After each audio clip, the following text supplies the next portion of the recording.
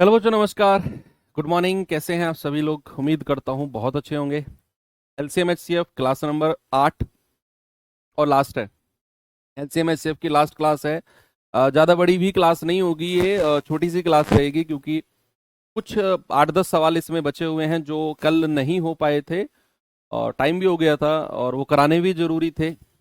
अच्छे सवाल है, वर्ड प्रॉब्लम है, मज़ा आएगा आपको। तो एक क्लास और बढ़ा ली एक्स्ट्रा। एनीवे, कल से हम अपना नया चैप्टर टाइम एंड वर्क, समय कार्य शुरू करेंगे। अर्थमेटिक का पार्ट है, वो बड़ा इंटरेस्टिंग टॉपिक है और एलसीएम का वहां पर काम आएगा। तो थोड़ा सा रिवीजन कर लेना, केवल एलसीएम का कर लेना।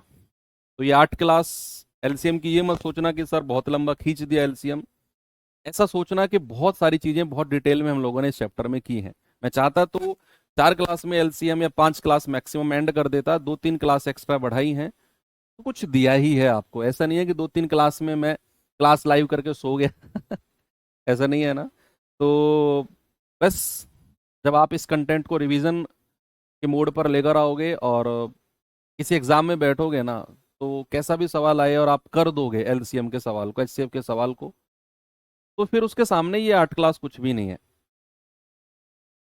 आपका कोई सवाल अगर एग्जाम में सही होता है, अच्छा सवाल, आसान को तो सब सही कर लेते हैं, अच्छा सवाल जो सही होता है, तो फिर इंटरनली ना खुशी बहुत ज्यादा होती है, उसके लिए बहुत खुशी होती है कि यार कुछ तो मैंने किया एक्स्ट्रा बाकी लोगों से। चलो करते हैं शुरू भाई। वर्ड प्रॉब्लम हमारी question based on word problem है। में कुछ आप कह सकते हो मिसलेनियस पार्ट बचा हुआ है, इधर उधर के जो सवाल जिनमें एलसीएम लगता है, तो सभी सवाल आपके लिए मैं लेकर आया हूं यहाँ पर। तो आते हैं, पहला क्वेश्चन। ये सवाल देखिए एक बार।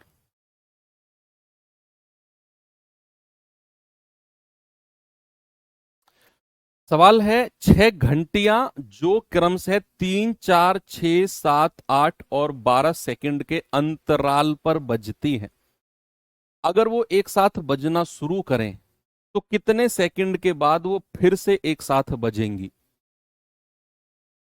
अब आपके पास 6 बेल हैं, ये हर 3 सेकंड पे बजती है। भाई 3 सेकंड के अंतराल पर बजती है, इसका मतलब क्या है कि मान लो ये घंटी अब बजी तो 3 सेकंड बाद फिर बजेगी, ये फिर 3 सेकंड बाद फिर 3 सेकंड, यानी कि हर 3 सेकंड के इंटरवल पर ये टन टन टन टन बजती रहेगी। ये हर 4 सेकंड के इंटरवल पर 4, 8, 12, 16, 20, 24, 28, 32 ऐसे बजेगी। ये 6, 12, 18, 24, 30, 36, 42 ऐसे बजती रहेगी। ये 7, 14, 21, 28, 35 ऐसे। ये 8, 16, 24, 32, 40 ऐसे बजती रहेगी। ये 12, 24, 36 और आगे बजती रहेगी 48, 60 ऐसे। तो कह रहा है वो टाइम जब ये दोबारा एक साथ, तो शुरू में बजी हैं सारी की सारी एक साथ, दोबारा कब बजेंगी? यानी कि हमें इनका वो टाइम बताना है जो 3 के पहाड़े में भी आता हो, 4 के पहाड़े में भी, 6 के पहाड़े में भी, 7 के, 8 और 12 सबके टेबल में वो संख्या आती हो। यानी कि वो संख्या जो 3 से, 4 से, 6 से, 7, 8, 12 इन सब से कटे, और वो क्या होती है? इनका एलसीएम। यही रीजन है कि हम घंटी वाले सवाल में एलसीएम लेते हैं, क्योंकि हमें वो संख्या पता करनी है जो 3, 4, 6, 7, 8 और 12 इन सभी से कटने वाली संख्या हो, और वो क्या होती है? इनका एलसीएम। यानी कि वो टाइम ऐसा होगा जो इन सभी के पहाड़े में आएगा और उस टाइम पर फिर से ये दोबारा एक साथ बजेंगी। और वो क्या है? ऑप्शन से देख लो या एलसीएम निकाल लो, काट के देख लो। क्या 3 से 167 कटेगा? नहीं कटेगा सर। क्या 168 कटेगा? हाँ कटेगा। 4 से भी कटेगा, 6 से भी कटेगा, 7 से कटेगा, 7 चौक 28 कटेगा, 8 से भी कटेगा, 12 से भी कटेगा। यानी कि एलसीएम जो है 168 आ जाएगा। तो बच्चा 168 सेकंड के बाद ये घंटियां फिर से एक साथ बजेंगी। एलसीएम ले लेना है बस। अगला सवाल करें। ये सवाल देखिए जरा, इसका जवाब बताओ भाई। सवाल है, तीन अलग अलग क्रॉसिंग पर ट्रैफिक लाइटें क्रमशः 30 सेकंड, 40 सेकंड और 60 सेकंड के अंतराल पर या 60 सेकंड के बाद बदलती हैं। भाई तीन लाइट है, एक लाइट है वो हर 30 सेकंड में बदलेगी, दूसरी लाइट है वो हर 40 सेकंड में बदलेगी, और तीसरी लाइट है वो हर 60 सेकंड में बदलेगी। अब सवाल ने बोला कि 30 मिनट में कितनी बार एक साथ बदलेंगी 30 मिनट में। तो सबसे पहले ये बताओ कि एक साथ कितने मिनट बाद बदलेंगी वो पहली बार एक साथ कितने मिनट बाद बदलेंगी। भाई ये 30 सेकंड के बाद बदलती है, 30, 60, 90, 120 ऐसे बदलेगी ये, 40, 80, 120, 160, 200 ऐसे ये बदलेगी, 60, 120, 180 ऐसे ये बदलेगी। तो वो टाइम जहां ये एक साथ बदलेंगी वो आएगा इनका एलसीएम। एलसीएम ऑफ 30, 40 और 60। 30, 40, 60 का एलसीएम कितना है? 120 सेकंड। यानी कि बच्चे 120 सेकंड के बाद वो एक साथ बदलेंगी। हर 120 सेकंड, सुनो, हर 120 सेकंड के बाद। दूसरी बार एक साथ कितने सेकंड के बाद? 120 का डबल कर दो, 240 सेकंड बाद बदलेंगी। तीसरी बार 120 का 3 गुना कर दो। तो कह रहा है ऐसा करके 30 मिनट में कितनी बार बदलेंगी। तो सबसे पहले तो 120 सेकंड को मिनट में चेंज करो। तो सेकंड को हम 60 से डिवाइड करते हैं तो मिनट में चेंज हो जाता है। 120 सेकंड का मतलब होता है 2 मिनट। यानी कि बच्चे वो जो लाइट है ना, ट्रैफिक लाइट है, वो हर 2 मिनट बाद बदलती है, हर 2 मिनट बाद, है ना। तो भैया कह रहा है 30 मिनट में कितनी बार बदलेंगी? 30 मिनट में, 30 मिनट में। तो आपने क्या करना है? 30 बटे और 2 मिनट से डिवाइड कर देना है। आप कहेंगे सर 15 बार बदलेंगी। कितने बार? 15 बार। और यही आपका जवाब है, 30 मिनट में 15 बार। भाई हर 2 मिनट बाद वो बदलती हैं, 120 सेकंड यानी कि 2 मिनट। तो 30 मिनट में 30 बटा 2 यानी कि 15 बार। अब सुनो, अगर इसी सवाल में एक छोटी सी लाइन ऐड होती, सामने देखो सभी लोग, धक्का मुक्की मत करो प्लीज, सभी लोग सामने देखो। अगर इसी सवाल में एक लाइन और ऐड होती क्या? यहां पर, यहां पर मैं वो लाइन ऐड कर रहा हूं, नई लाइन। सभी लाइटें, सभी लाइट, सभी लाइट, सॉरी, सभी लाइट शुरुआत में एक साथ बदलती हैं, एक साथ बदलती हैं। सभी लाइट शुरुआत में एक साथ बदलती हैं। 30 मिनट में कितनी बार एक साथ बदलेंगी? ये लाइन मैंने ऐड कर दी अब, कि शुरुआत में एक साथ बदलती हैं, तो फिर 30 मिनट में कितनी बार बदलेंगी। यहां पर जो हमारा आंसर था ना, ये 15 बार, ये कब था? कि 30, 40 और 60 का एलसीएम था 120 सेकंड। यानी कि पहली बार वो 120 सेकंड के बाद बदली है एक साथ। लेकिन हमने शुरुआत में और ऐड कर दिया कि वो शुरुआत में भी एक साथ बदली है। तो शुरुआत में बदली, फिर 120 सेकंड बाद, फिर आगे, फिर आगे, फिर आगे। तो ऐसे केस में जब भी ये लिखा होगा ना कि सभी लाइट शुरुआत में एक साथ बदली, तो आपने यहां क्या करना है? 15 में एक प्लस करना है, शुरुआत वाला टाइम। यानी कि फिर वो 16 बार बदलेंगी। कितनी बार? 16 बार। अगर ये वर्ड कहीं जुड़ा होगा, ये लाइन कहीं लिखी होगी कि शुरुआत में सभी एक साथ बदलती हैं, तो बताओ इतने मिनट में कितनी बार बदलेंगी। तो आपको करना तो इसी तरीके से है, यहां तक बिल्कुल सेम लाना है, बिल्कुल सेम, बस लास्ट में +1 कर देना है। और +1 क्यों? क्योंकि वो शुरुआत वाला टाइम भी हमें यहां ऐड करना है। और अगर शुरुआत वाला नहीं लिखा फिर तो हमारा 15 आंसर रहेगा ही रहेगा। बस ये थोड़ा सा डिफरेंस है, आपने देखना है। ये सवाल बताइए जरा।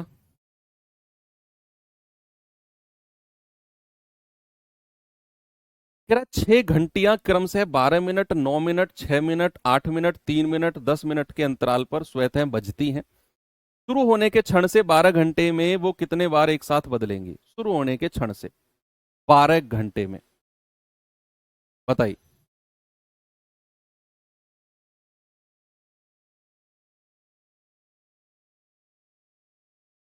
भाई सबसे पहले तो एलसीएम ले लो।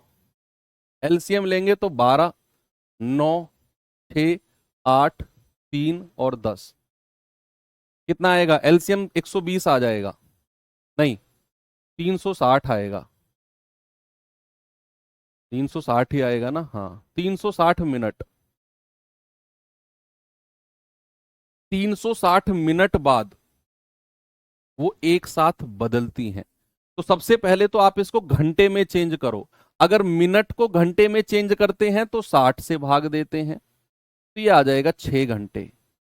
यानी कि बच्चे जितनी भी वो 6 घंटियां हैं ना, वो 6 घंटे के बाद एक साथ बदलती हैं, हर 6 घंटे के बाद।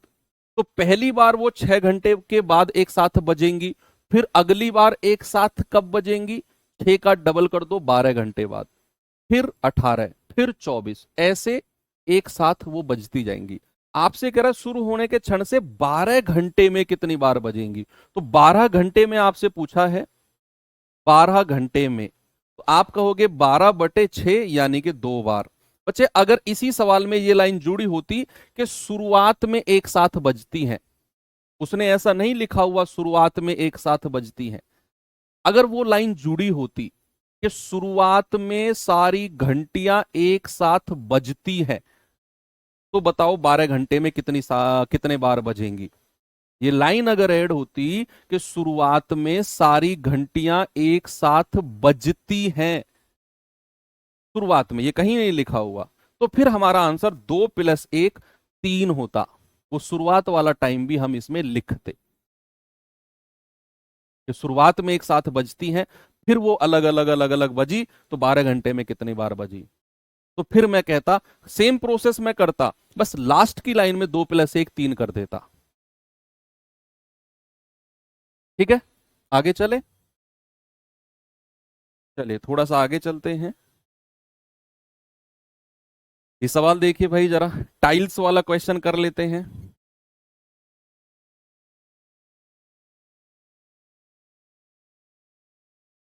टाइल्स वाला क्वेश्चन देख लेते हैं थोड़ा।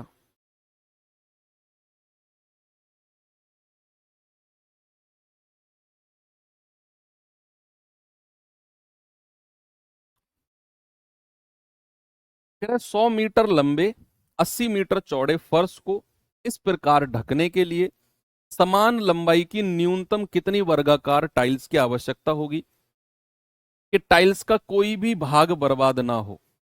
ये हालांकि मेंसुरेशन का क्वेश्चन है, लेकिन एलसीएम में मैं करा रहा हूं, मैं मेंसुरेशन में भी ये कराऊंगा आपको, डोंट वरी। अच्छा, बड़ा प्रैक्टिकल बात मैं आपसे पूछता हूं, अपने घर में थोड़ा बहुत काम कराए हो? अरे इतो तो ऐसा तो कराए होगे ना, ऐसा तो नहीं है बिल्कुल पढ़ाई पर रहे हो, पढ़ाई तो आपने अब शुरू की है। थोड़ा बहुत घर में मिट्टी विट्टी डालना, है ना, कहीं घास है तो उसको सफाई कर देना, या कोई घर में काम चल रहा है तो थोड़ी बहुत हेल्प कर देना। सबने ये काम किया होगा, ऐसा कोई भी नहीं है जिसने नहीं किया होगा। मान लो आपके घर की ये छत है, आपके घर की छत है ये, अब इसको ना पक्का करना है, बहुत बेसिक से बता रहा हूं, कभी जिंदगी में नहीं भूलोगे। आपको क्या करना है, ये छत को ना पक्की करना है आपने, पक्की यानी कि इस पे टाइल्स बिछानी है। आप मुझे बताओ कि इस छत को कवर करने के लिए मैं कम से कम कितनी टाइल बिछाऊं? अधिक से अधिक तो मैं बहुत बिछा सकता हूं। मेरा सवाल सुनो, इस छत को ढकने के लिए, इस छत को कवर करने के लिए कम से कम कितनी टाइल होनी चाहिए? अब उसका साइज कितना भी हो, टाइल का फर्क नहीं पड़ता है। ये मत कहना सर टाइल तो इतनी सी होती है, भाई टाइल का साइज कुछ भी हो सकता है, बस कम से कम टाइल बताओ, कम से कम। आप कहोगे कि सर ये छत जितनी है ना, जितनी बड़ी ये छत है, इतनी ही बड़ी टाइल बनवा के ले आओ। जाओ सर कहीं से भी बनवा लाओ, एक ही टाइल चाहिए पूरी छत को ढकने के लिए, कम से कम एक टाइल। बात समझ में आई, पकड़ में आई बात? कम से कम एक टाइल चाहिए सर। और आप जाओ सर, इतनी बड़ी टाइल बनवा के ले आओ जितनी बड़ी छत है, एक टाइल में ढक दूंगा पूरी छत को मैं, ये आपने बोला। मैंने कहा ठीक है, बढ़िया, बहुत बढ़िया बात बोली तुमने ये। लेकिन अगर मैं आपसे कहूं कि टाइल जो है वो वर्गाकार होनी चाहिए, स्क्वायर होनी चाहिए। वर्गाकार टाइल का मतलब होता है, वर्गाकार यानी कि स्क्वायर का मतलब क्या होता है बच्चे? वर्गाकार टाइल का मतलब होता है कि जितनी उसकी लंबाई है उतनी ही उसकी चौड़ाई होनी चाहिए, चारों तरफ से बराबर साइज की होनी चाहिए, चारों तरफ से बराबर साइज की होनी चाहिए, और बड़ी से बड़ी टाइल होनी चाहिए, बड़ी से बड़ी टाइल। तो फिर आप क्या करोगे? आप कहोगे कि सर बड़ी से बड़ी टाइल वर्गाकार होनी चाहिए, तो हम क्या करेंगे, मान लो ये 20 मीटर है और मान लो ये 10 मीटर है, मान लो ये 20 मीटर है और मान लो ये 10 मीटर है। मैंने कहा अगर टाइल वर्गाकार है, चारों तरफ से उसका साइज बराबर है, तो उस टाइल का साइज कितना होना चाहिए? वर्गाकार टाइल का साइज। तो आप इनका HCF, जो आपकी छत की भुजाएं है ना, इनका HCF ले लो, इनका HCF ले लो 20 और 10 का, कितना आएगा? 10 आएगा। और यही 10 मीटर जो होगा ये टाइल का साइज होगा। क्या होगा? टाइल का साइज। कि जो हमारी वर्गाकार टाइल है ना, जिसकी चारों भुजा बराबर हैं, उस टाइल का साइज HCF ऑफ भुजा हमारी छत की 10 मीटर, इस टाइल का साइज 10 मीटर होना चाहिए। बड़ी से बड़ी टाइल अगर हमें लगानी है और उसकी चारों भुजा अगर बराबर हैं, बड़ी से बड़ी टाइल, तो कम उसका साइज 10 मीटर होना चाहिए। 10 यहां, 10 यहां, 10 यहां, 10 यहां। भैया बीच में से काट दो, ये 10 बन गया, ये 10 बन गया, ये 10 बन गया, ये 10 बन गया, ये 10, ये 10। कितनी टाइल चाहिए? 2 टाइल चाहिए, एक और एक, 2। बस, बड़ी प्रैक्टिकल बात बता रहा हूं मैं, 2 टाइल चाहिए। अब अगर इसे आप फॉर्मूले के फॉर्म में रटना चाहते हो तो चलो, वो भी मैं रटवा देता हूं आपको। अब सवाल देखो, सवाल कहता है 100 मीटर लंबे और 80 मीटर चौड़े फर्श को ढकने के लिए समान लंबाई की, देखो समान लंबाई की यानी कि टाइल का साइज बराबर होगा, टाइल का साइज क्या होगा? बराबर होगा। समान लंबाई की न्यूनतम, न्यूनतम कितनी वर्गाकार टाइल चाहिए होंगी?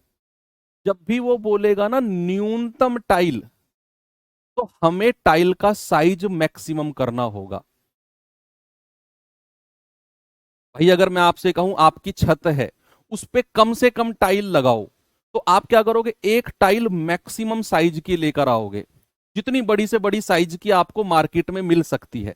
आप मार्केट गए, पापा ने घर से बोला कि भैया इस छत पे कम से कम टाइल लगनी है, तो आप क्या करोगे? मार्केट में जाके बोलोगे कि भाई आपके पास जो सबसे बड़े साइज की टाइल है ना वो दे दो, वो आप छत पे लगा दोगे, तो कम से कम टाइल लगेंगी फिर। तो अगर मुझे न्यूनतम टाइल की संख्या निकालनी है, तो टाइल की संख्या कम से कम रखने के लिए टाइल का साइज बड़े से बड़ा होना चाहिए। टाइल का साइज, अब मैं यहां पर फॉर्मूला लिख रहा हूं, टाइल्स की संख्या, टाइल की संख्या, नंबर ऑफ टाइल्स। इंग्लिश वाले बच्चे क्या लिखेंगे? Number of tiles. ये होता है आपका फर्श का क्षेत्रफल, फर्श का क्षेत्रफल इंग्लिश वाले बच्चे लिखेंगे area of floor, area of floor बटे एक टाइल का क्षेत्रफल, एक टाइल का क्षेत्रफल, area of one tile, area of floor upon area of one tile. English वाले बच्चे लिखो भाई, ये फॉर्मूला होता है जिसको मैंने बहुत डिटेल में अभी अभी एक्सप्लेन किया है, बहुत डिटेल में इस पूरे फॉर्मूले को एक्सप्लेन किया है मैंने। ठीक है भाई, तो अब हमारे पास एरिया क्या होता है? किसी भी वर्ग का, किसी भी वर्ग का एरिया होता है, मान लो ये वर्ग है, चारों भुजाएं बराबर हैं, तो इसका एरिया होगा भुजा गुणा भुजा, लंबाई गुणा चौड़ाई। और अगर कोई आयत है जिसकी ये लंबाई अलग है चौड़ाई अलग है, तो इसका भी एरिया यानी कि क्षेत्रफल होता है लंबाई गुणा चौड़ाई। L लंबाई, B चौड़ाई, एरिया। तो यहां पर फर्श का क्षेत्रफल क्या होगा, 100 मीटर गुणा 80 मीटर। सबसे पहले एक टाइल का साइज निकालो, एक टाइल का साइज, साइज तो वो क्या होगा, HCF ले लो, किसका, 100 का और 80 का, कितना आएगा, 20। भाई मैक्सिमम 20 कॉमन आएगा और तो कॉमन नहीं आएगा। तो जो ये 20 आया है ना, ये एक टाइल का बड़े से बड़ा साइज आ गया, बड़े से बड़ा एक टाइल का साइज इन दोनों का HCF। तो भाई आप अब क्षेत्र, सॉरी, नंबर निकाल रहे हो, number of tile, number of tile. तो लंबाई गुणा चौड़ाई कर दो, 100 गुणा 80 बटे एक टाइल का क्षेत्रफल, और वो कितना होता है, A गुणा A, यानी कि 20 गुणा 20। तो कितना आ जाएगा, 20 चौकू 80 और 20 पंजे 100 और 5 चौके 20। तो 20 टाइल्स आपको चाहिए कम से कम। अगर आपको वो छत, वो फर्श को ढकना है, तो कम से भी कम 20 टाइल आपको चाहिए।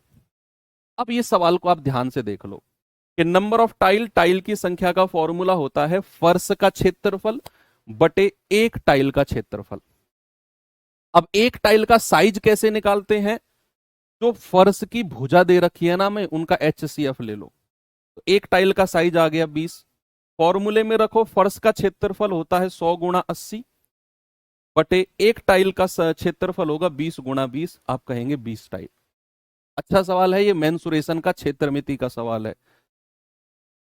चलिए ये सवाल देखिए जरा, इसका जवाब बताओ।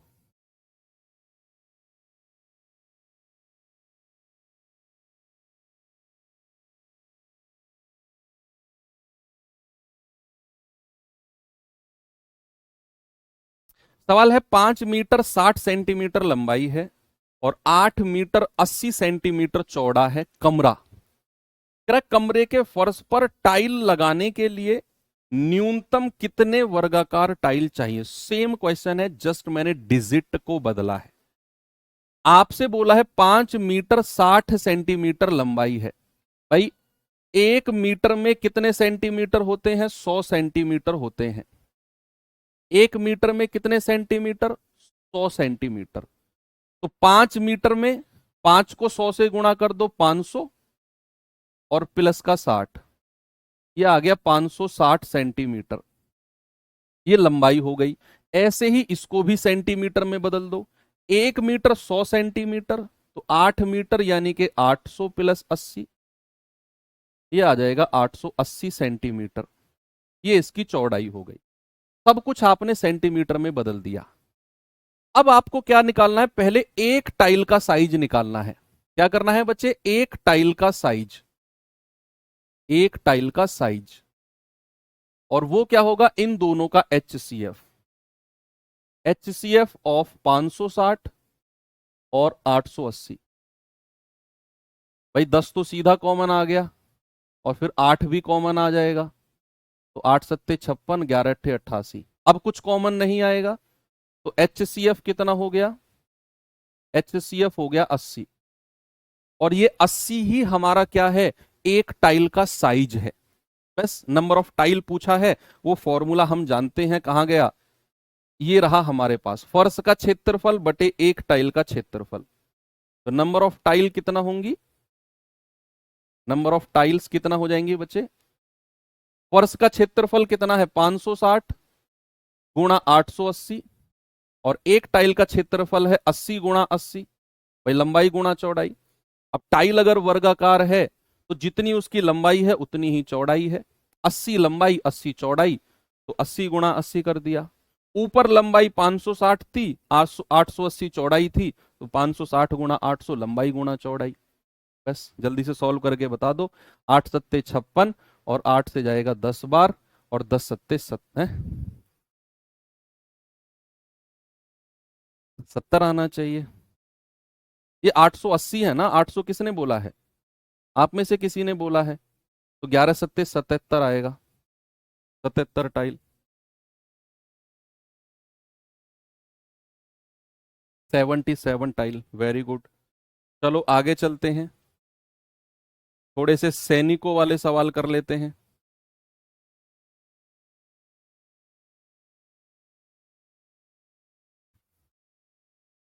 ये सवाल देखो।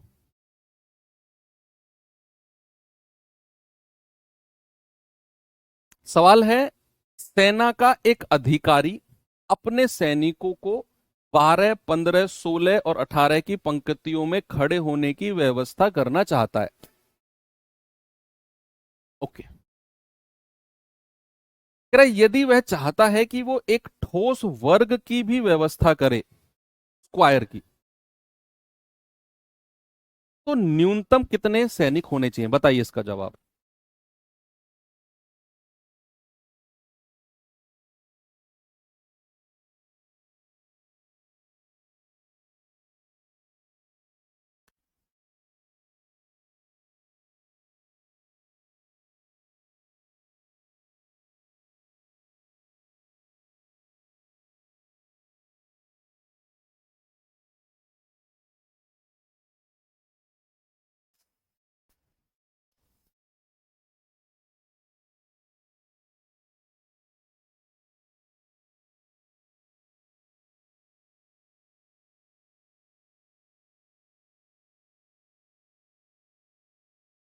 बताइए भाई, क्या जवाब होगा? अच्छे सवाल हैं ये। हो सकता है बच्चा आपको ये क्लास दोबारा देखनी पड़े, क्योंकि ये बेस्ट लेवल के क्वेश्चन हैं। आपको ये सवाल, सुनो मैं डिस्क्लेमर दे रहा हूं, आपको ये सवाल तभी समझ में आएंगे जब पिछली 7 या 8 क्लास आपने, जो मैंने एलसीएम की कराई है, वो सारी की सारी आपने की हो। अगर आपने वो क्लासेस नहीं की हैं या उनमें से कोई भी क्लास छुट्टी है, तो प्लीज ये क्लास मत करना। मैंने ये क्लास लास्ट में इसीलिए रखी है, ये सारे अच्छे लेवल के सवाल हैं।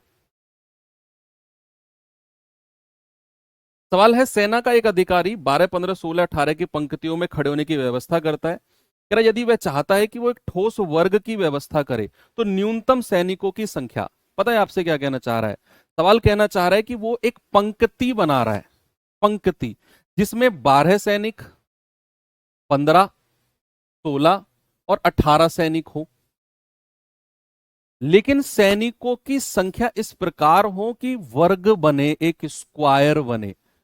स्क्वायर का मतलब है भाई, वर्ग का मतलब है, ठोस वर्ग का मतलब है किसी भी संख्या का स्क्वायर। और ये सवाल तो मैंने आपको कराया है क्लास में, पूर्ण वर्ग और पूर्ण घन वाला सवाल। पूर्ण वर्ग और पूर्ण घन वाला सवाल नहीं कराया मैंने आपको।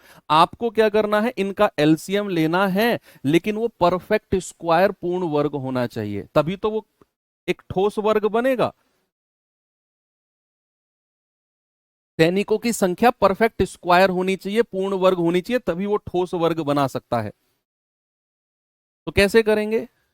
आप स्टार्ट कर दो, मैंने कराया है आपको। 2 छिक्के 12, 15 को ऐसे ही रहने दो, 2 अट्ठे 16, 2 नाम 18, फिर 2 से आ जाओ, 2 तिया 6, 15, 2 चौकू 8 और 9।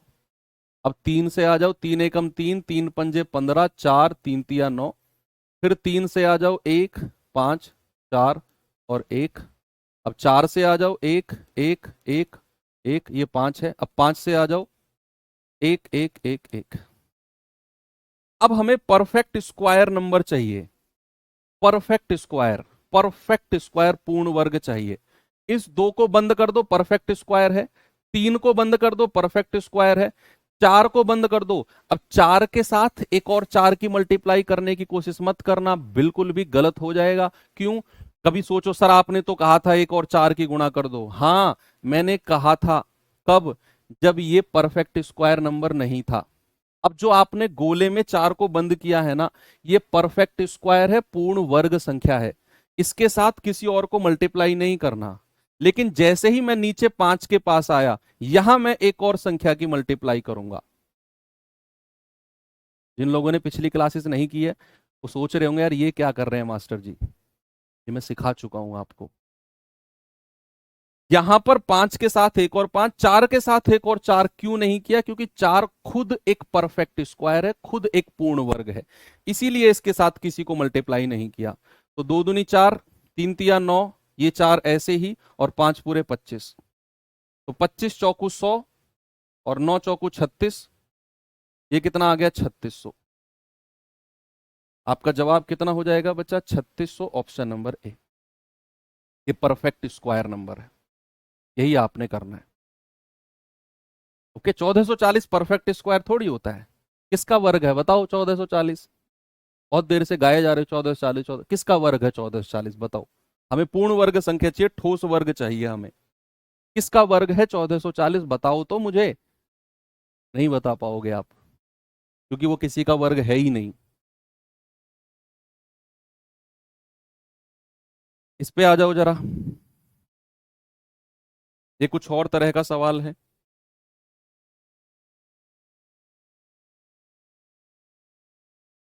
सवाल है, किसी गैरिजन में 3 प्रकार के सैनिक हैं। 3 अलग अलग प्रकार के सैनिक हैं। पहले प्रकार के 66 सैनिक हैं, दूसरे प्रकार के 110 सैनिक हैं, और तीसरे प्रकार के 242 सैनिक हैं। देखते रहना अभी आप। हमारे पास 3 प्रकार के सैनिक हैं। पहले प्रकार के 66, दूसरे प्रकार के 110 और तीसरे प्रकार के 242।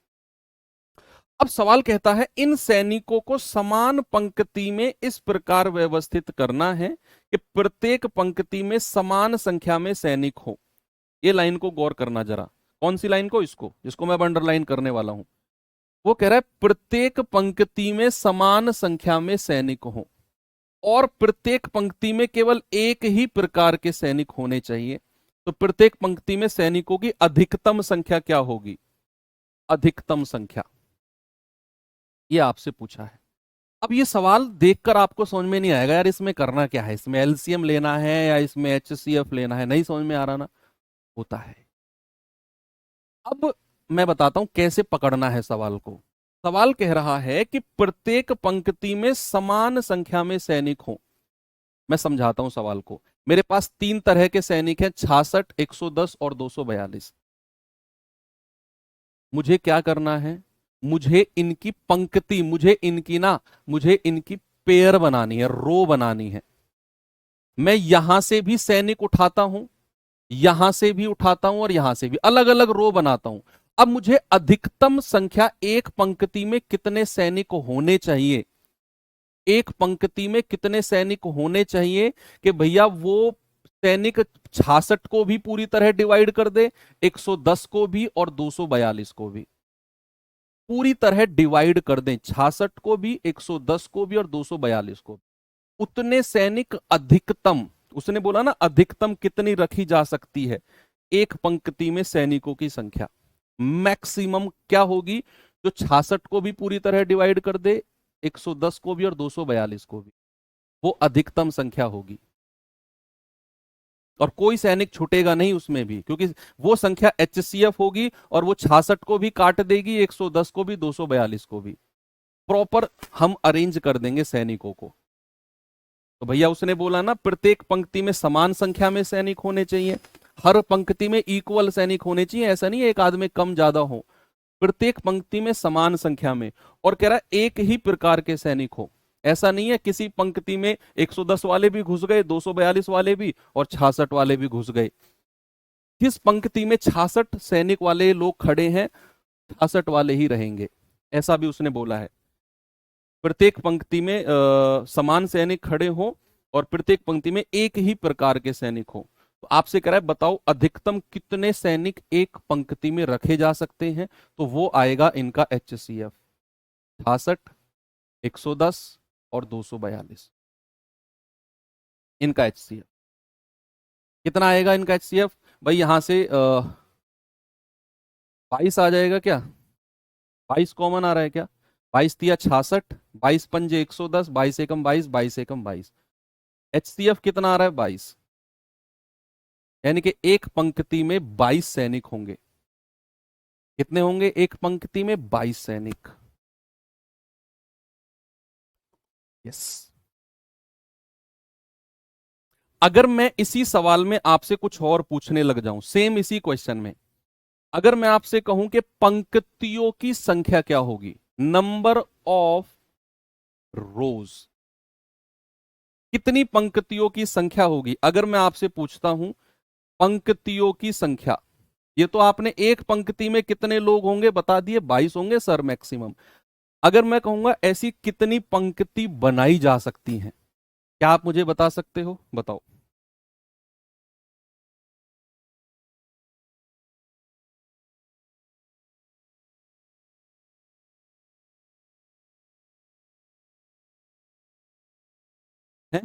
क्या बोल रहे हो? 11 होगा? 11 HCF है क्या? 22 HCF नहीं है क्या? क्यों? 22 HCF क्यों नहीं है भाई? अच्छा, जो लोग कह रहे हैं 11 होगा, वो मुझे बताओ 22 क्यों नहीं है? बताओ, 22 क्यों नहीं है? भाई मैं तभी तो 22 को हटाऊं, मुझे गलत तो साबित करो। मैं मजाक मतलब वैसे नहीं कर रहा हूं, मैं आपका अपोज नहीं कर रहा हूं। मैं आपसे पूछ रहा हूं 22 क्यों नहीं है, मैं तभी तो 22 को हटाऊं, मुझे बताओ। ऐसे थोड़ी आपने कहा 11 है तो मैं 22 को हटा के 11 लिख दूं। मुझे गलत तो साबित करो, 22 इसलिए 22 नहीं है सर, 11 होगा इसलिए।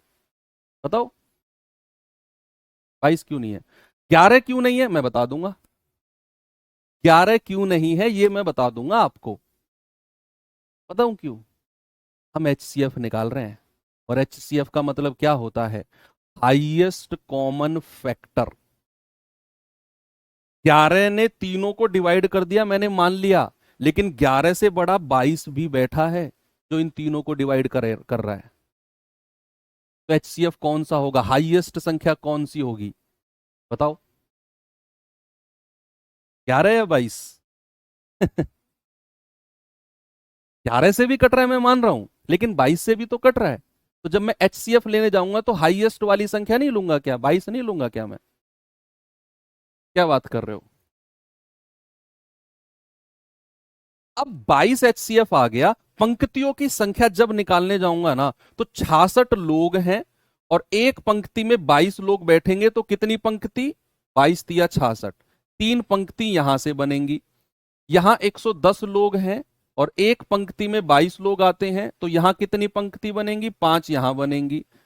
एक 242 लोग हैं, और एक पंक्ति में 22 लोग आते हैं, तो कितनी बनेंगी? 11 यहां बनेंगी। तो टोटल पंक्ति कितनी हो गई? 11 और 5 16, 16 और 3 19। टोटल कितनी हो गई? 19 पंक्ति। तो अगर कभी पंक्तियों की संख्या पूछेगा तो 19। एक पंक्ति में कितने लोग बैठेंगे? तो HCF यानी कि 22।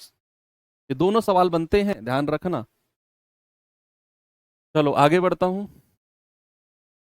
जैसे अब यहां सेम क्वेश्चन पूछ लिया, अब यहां पंक्तियों की संख्या पूछ लिया आपसे। पढ़ो आप सवाल को। सवाल कह रहा है 33 अमरूद के पेड़, 55 केले के पेड़, 88 माल्टा के पेड़ों को पंक्तियों में इस प्रकार लगाया जाता है ताकि प्रत्येक पंक्ति में केवल एक ही प्रकार के पेड़ हो। बस पिछले क्वेश्चन की तरह है ये, जस्ट लैंग्वेज बदली है। वहां सैनिक थे, यहां पेड़ हैं। कह रहा है 33 अमरूद, 55 केला, 88 माल्टा। कह रहा है प्रत्येक पंक्ति में केवल एक ही प्रकार के पेड़ हो और पेड़ों की संख्या समान हो। कह रहा है पंक्तियों की न्यूनतम संख्या जिसमें पेड़ लगाए जा सकते हैं, बताओ। मिनिमम नंबर ऑफ रोज। पहले तो आप एक पंक्ति में कितने पेड़ होंगे ये बताओ। एक पंक्ति में कितने पेड़ होंगे? वो आएगा HCF ऑफ 33, 55 और 88। ये कितना आ गया? 11। यानी कि एक पंक्ति में 11 पेड़ होंगे।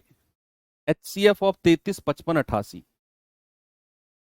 अब उसने पूछा ऐसी कितनी पंक्तियां बनाई जा सकती है, नंबर ऑफ रोज। तो हमारे पास 33 पेड़ हैं और एक पंक्ति में 11 पेड़ हैं, तो कितनी? 3 यहां बनेंगी। 55 पेड़ हैं, एक पंक्ति में 11 आएंगे, 5 पंक्ति यहां। 88 पेड़ हैं, एक पंक्ति में 11, 8 पेड़ यहां, जोड़ दो। 5 3 8 8 16, 16 पंक्ति बनेंगी सर, ऑप्शन नंबर डी। बस। और एक पंक्ति में मैक्सिमम 11 पेड़, और नंबर ऑफ पंक्ति 16। आगे बढ़ो, ये सवाल पे आ जाओ।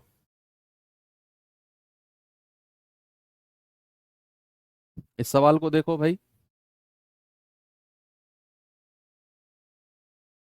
कह रहा है विद्यार्थियों की वह अधिकतम संख्या ज्ञात कीजिए जिनके बीच 1003 चॉकलेट और 2703 कैंडी इस प्रकार बांटी जाए कि प्रत्येक विद्यार्थी को प्रत्येक की समान संख्या मिले, चॉकलेट और कैंडी की समान संख्या।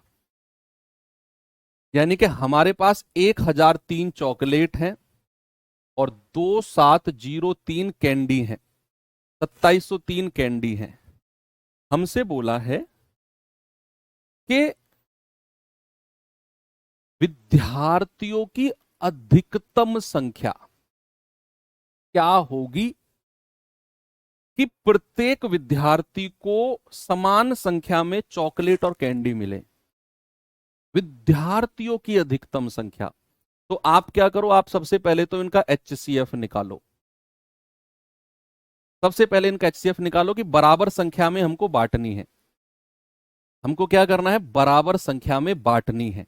तो भाई इनका HCF कितना आएगा,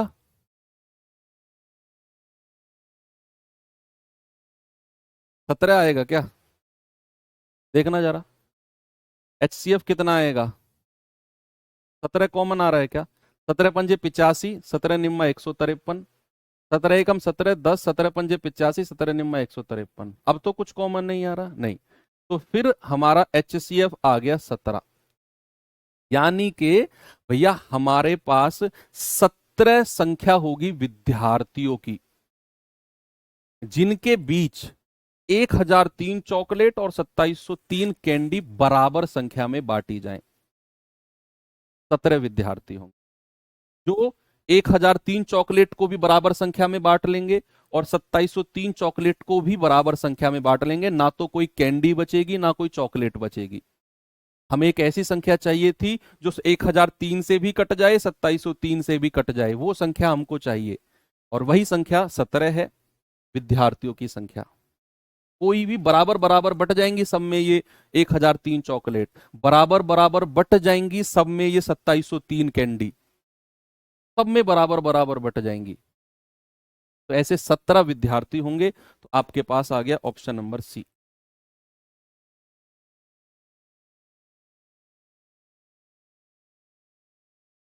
चलिए इस तरह का सवाल देखिए एक बार।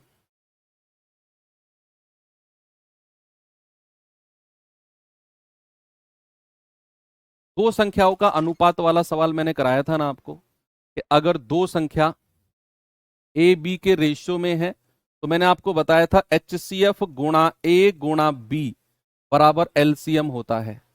ये वाला फॉर्मूला याद है आपको? ये वाला फॉर्मूला याद है ना आपको? आप कहेंगे हाँ जी सर याद है। लेकिन अगर तीन संख्याओं का रेशियो हो, लेकिन अगर तीन संख्याओं का रेशियो हो तो क्या हम ये वाला फॉर्मूला लगा सकते हैं क्या? अगर हमारे पास A ratio B ratio C हो तो क्या हम ये वाला फॉर्मूला लगाएंगे? नहीं, नो। अगर तीन संख्या या उससे ज्यादा का सवाल आए तो हमें क्या करना होता है, सबसे पहले तो इनका एलसीएम निकालो, इसी रेशियो का एलसीएम निकालो, ए बी सी का एलसीएम। सबसे पहले क्या करना है, ए बी सी का एलसीएम निकालना है। उसको फिर आप HCF के साथ गुणा करेंगे। तो HCF गुणा LCM of A B C बराबर LCM। ऐसा फॉर्मूला हमें तैयार करना है। अगर अनुपात तीन संख्या या उससे ज्यादा का रेशियो होना, दो तक का तो ठीक है, ये बिल्कुल करेक्ट है, कोई दिक्कत नहीं है। लेकिन अगर रेशियो तीन का हो या चार का हो या पांच का हो, कितने का भी हो, तो सबसे पहले हमें क्या करना है, रेशियो का एलसीएम लेना है एबीसी। फिर हमें यहां रखना है HCF गुणा एलसीएम ऑफ एबीसी बराबर LCM। ये करना है। तो सबसे पहले हमें बोला है तीन संख्या इस अनुपात में है, उनका LCM 90 है, HCF क्या होगा। अब तीन संख्या रेशियो में है तो सबसे पहले हमें LCM लेना है 2, 3 और 5 का। ये आ गया 30। भाई 2, 3, 5 का LCM क्या होता है, 30 होता है। LCM तो यार अब इतनी आसान संख्याओं का तो आप डायरेक्ट निकाल सकते हो, इतनी उम्मीद मैं कर सकता हूं, इतना सीरियस अब आप हो, एक हफ्ते से ज्यादा से पढ़ रहे हैं हम LCM HCF। अब आप सीधा रखो कि HCF गुणा LCM कितना आया है 30 बराबर LCM। LCM कितना है 90। तो 30 से 90 जाएगा तीन बार, तो HCF कितना आ गया 3। Option number D. एक और सवाल दूं ऐसा ही? चलो एक और सवाल देता हूं, ये सवाल करना जरा।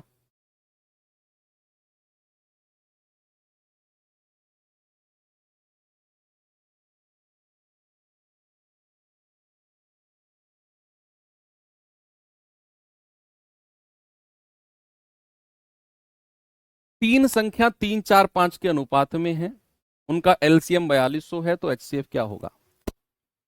अब यहां भी हमारे पास तीन संख्या है रेशियो में, तो सबसे पहले हमें एलसीएम बताना है 3, 4, 5 का। तीनों संख्या को प्राइम है, कुछ भी कॉमन नहीं है तीनों में, ये आ जाएगा 60। फिर उसके बाद में एचसीएफ गुणा 60 बराबर एलसीएम कितना है? 4200। तो यहां से एचसीएफ कितना आ जाएगा? एचसीएफ आ जाएगा 4200 बटा 60, ये जाएगा 6 सत्ते 42, 70 आ गया।